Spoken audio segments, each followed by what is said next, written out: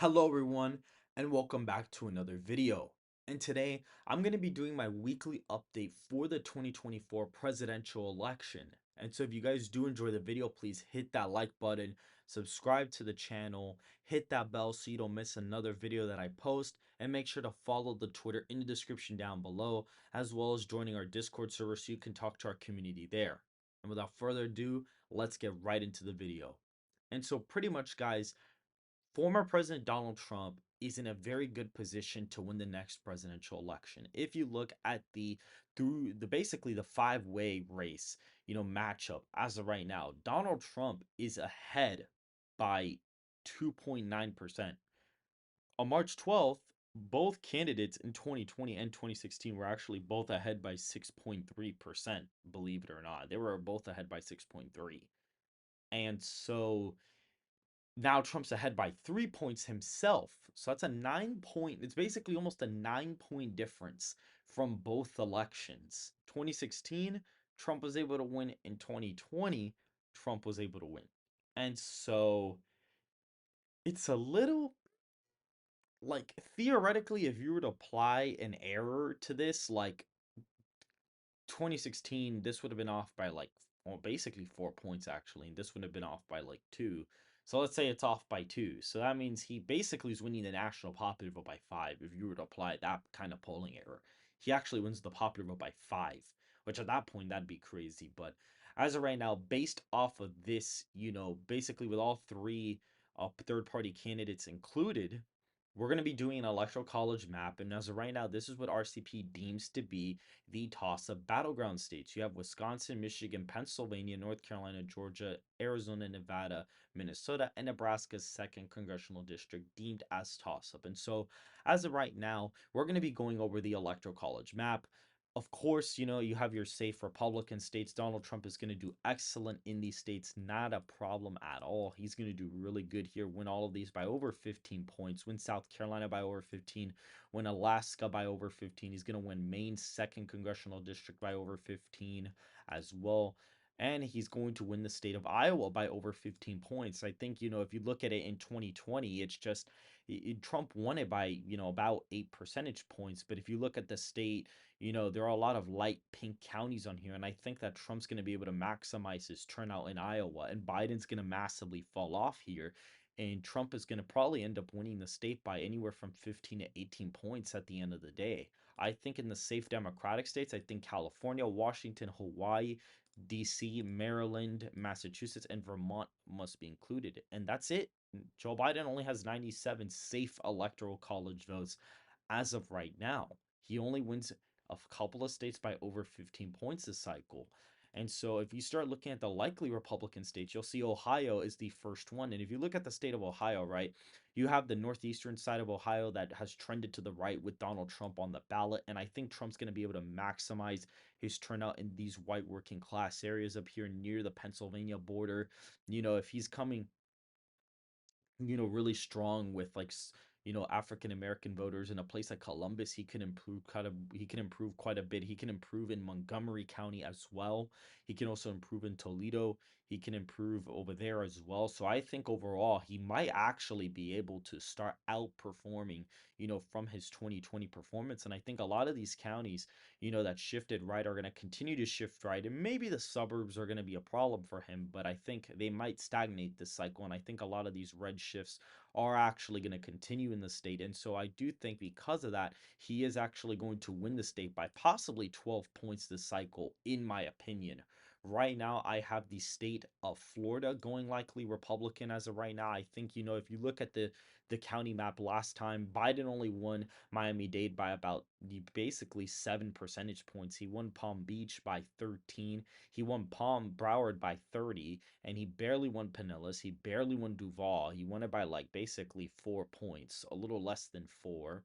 Only won Orange County by 14 points. And so if you look at this map, Trump was able to win by 3 points despite performing worse in some of these panhandle, places in Jacksonville and like a place like Pinellas County and even the Orlando area. He massively improved In a place like Palm Beach, in a place like Broward, he did a lot better. In Miami-Dade, he did significantly better here. He went from like 333,000 votes to 532,000 votes here. He ended up outperforming massively, and I think Biden actually underperformed Hillary here, or at least probably did slightly better than Hillary, but the county was very, very close. And if it wasn't for this county shifting that far to the right, Trump would have ended up losing Florida in the last election. And so I think these trends are going to continue, and Trump's probably going to win Miami-Dade by a couple of points. So I think because of that, Donald Trump is favored to win the state of Florida by possibly 8 to 10 points at the end of the day.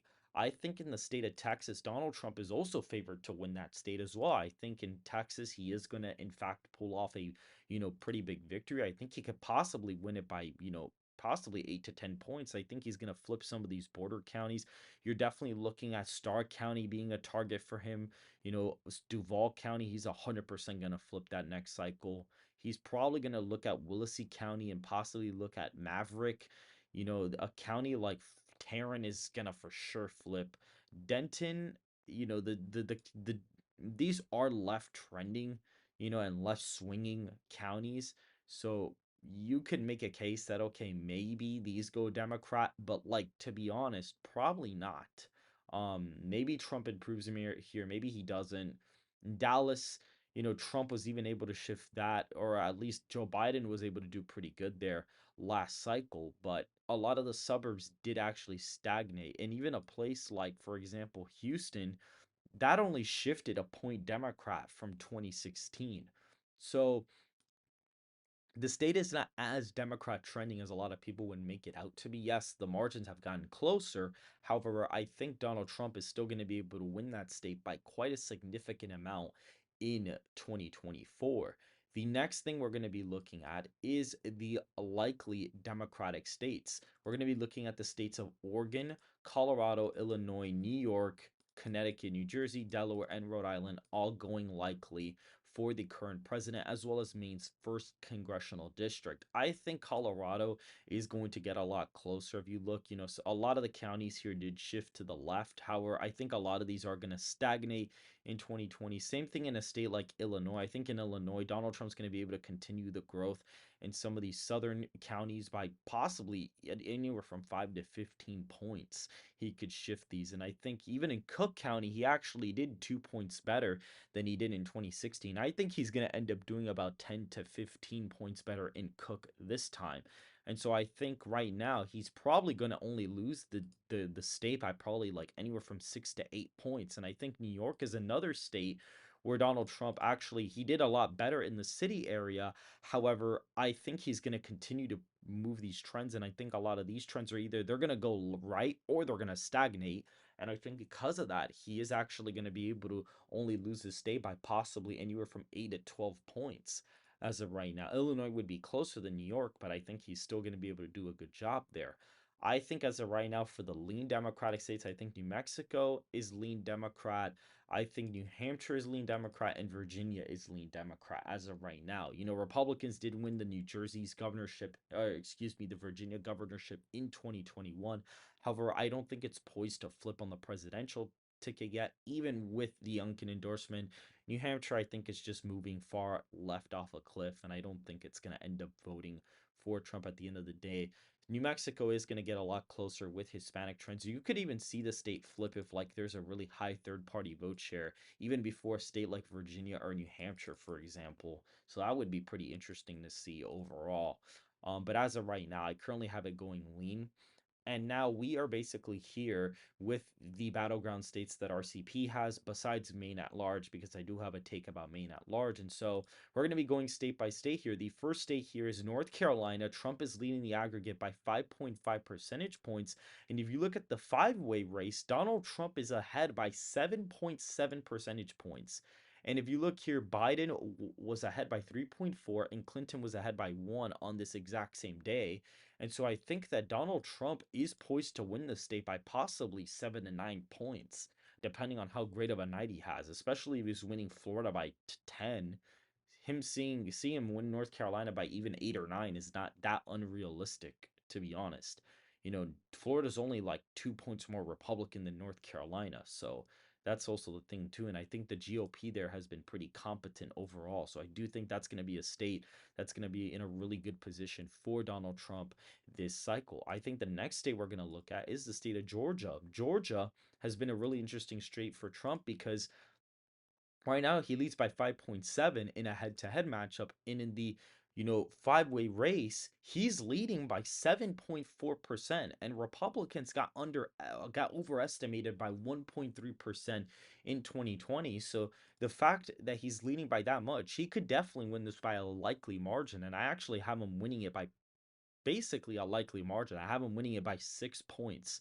African American turnout in a place like Atlanta is really gonna, slow down. The trends here are gonna get very, very, they're gonna really stagnate for Democrats. Biden has an energy problem. It's just true. Biden has an enthusiasm problem.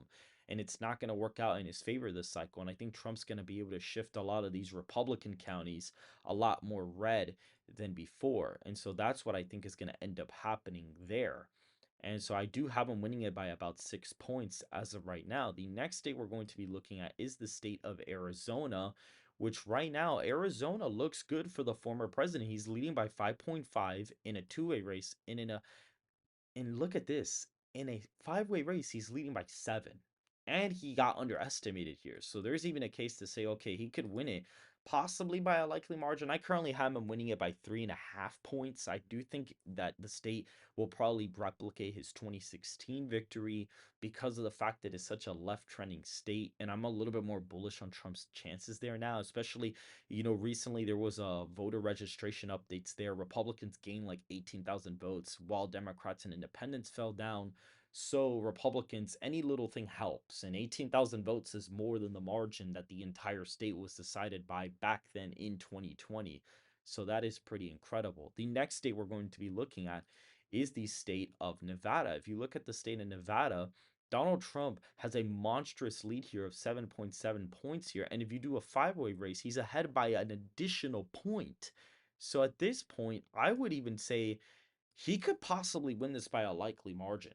I think he might be able to win it by a likely margin as of right now, just because of the fact the state might shift so much to the right that he might actually be able to turn this into a likely Republican state, given Biden's approval rating being below 40% and all of that. And right now he's sitting at 268 electoral college votes. He's a mere 2 votes away from being the president. And funny enough, we could simply give that to him with just Maine. And Maine would get up over the top. And I think Maine is going to vote for the former president, even though the aggregate has him ahead. Presumably, I guess if you average these out, he's only ahead by a little bit. But these polls are really old. This is a September poll and this is an October poll. The only polling we have from recent months is this Pan Atlantic poll that has him ahead by 6, and that includes third party candidates. And so I'd say that maybe he actually does win Maine at large by a tilt margin. I think it's close, but I think he does actually win it by a tilt margin as of right now. If you look at the state of Wisconsin has been really interesting over the past few years. The polling there, right now, the state was tied in March, and then Clinton was ahead by 10. On the final day, I believe she was ahead by, let's look. Let's see how much she was ahead by. On the last day, she was ahead by 6.5 points. I was right. She was ahead by 6.5. I actually memorized it. I just didn't want to get it wrong. And Trump ended up winning by this much. Obama was up, or excuse me, Biden here was tied in the state actually for some reason, which is kind of interesting. He actually tied Trump here for a while, which is kind of weird. And actually, Trump actually led the aggregate in like early February in the state, which is interesting. But Trump ended up being down in the aggregate by 6.7, and Biden only won it by 0.7. And so if Trump is up by 1, there is going to be a very big polling error in the state. The state tends to always have a really bad polling error. And so for him to win it by a likely margin is not impossible. There's so much room for the president to grow here. If you look at these states, these counties, so much room to grow in the west side of the state. And all of these, trends in the Milwaukee suburbs and the WOW counties are all going to slow down due to Biden's unpopularity. And so I do think he could possibly end up winning it by a likely margin. And if you look at the state of Pennsylvania, I think that maybe some trends in the Philadelphia suburbs will kind of continue, but I think in northeastern Pennsylvania, I think Biden's cooked here. I think in a place like Lackawanna County, he might lose that. He's probably going to lose Monroe, definitely lose Northampton. He may even lose Centre County and even Erie County at this point. And so I think that Donald Trump wins the state by a lean Republican margin as of right now. And I think Michigan, you're looking at a similar scenario. And oh, by the way, if you actually look at the aggregate for Biden right now here, he's up by 0.8. But if you do the five-way race, Trump is up by 4 percentage points, which is going to be the real matchup. And so Trump is ahead by 4, and Democrats have always been overestimated in the state. So funny enough, he could even win it by a likely margin. But I think as of right now, it's probably lean. Trump only wins it probably by like 2.5 to 3 points. If you look at Michigan, right now Donald Trump's ahead by 3.6 in a two-way race, and in a five-way race, he's up by 3 points. So I think he does actually win it by a lean margin. The polling in Michigan wasn't that off in 2020. So I do think he could possibly win it by maybe 1.5 or 2 points as of right now, but he's got a pretty comfortable lead in the state as of right now. And for the last state, well, not the last state, because technically Nebraska's second is there, but we can actually look at it. I believe there's no polling data out of RCP. I believe it is broken. Like if you click it, it doesn't go anywhere. But based out of this map and where we're looking at, and this probably being like a Trump plus one or tied popular vote, I'd say that the Nebraska second district is still, the national popular vote was 4.5 and voted for Biden. This district voted for Biden by 6.6, but I think it is going to trend to the right just because of the fact that they redrew it to be a little bit more Republican. And I think it'll probably barely vote Republican with Trump this cycle. And the last state we have here is Minnesota, which I think is going to be a till Democratic state.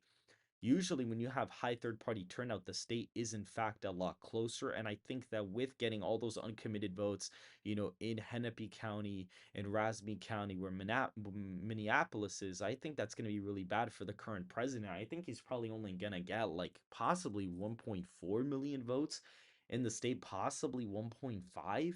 He's going to drop off quite a bit from the last election. And Donald Trump might be able to sneak in a surprise victory here and actually win the state for the first time since 1972 when Richard Nixon actually won it back in the early 70s. And so, as of right now, this is my current election prediction. Donald Trump is winning the Electoral College with 315 electoral votes to Joe Biden's 223 Electoral College votes. And so, if you guys did enjoy the video, please hit that like button, subscribe to the channel. Please make sure to hit that bell so you don't miss another video that I post, and make sure to follow the Twitter and join our Discord server in the description down below so you don't miss our community talks. And I hope you guys have a great rest of your day.